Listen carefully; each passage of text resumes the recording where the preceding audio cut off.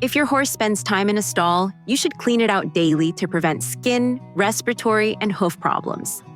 To clean a stall, you'll need at the minimum a wheelbarrow or muck bucket, a pitchfork, and fresh shavings.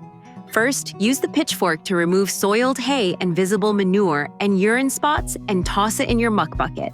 Then, dig into the bedding and remove any hidden manure and wet spots. Gently shake the clean bedding from the pitchfork as you work, so you're not wasting shavings. If you find soaked spots on the stall floor, use dry bedding to soak up the urine, then discard those shavings. Once the stall is clean, spread the bedding across the stall and apply fresh bedding as needed. When you're done, sweep any bedding away from the entrance of the stall so it's less messy when you bring your horse in and out.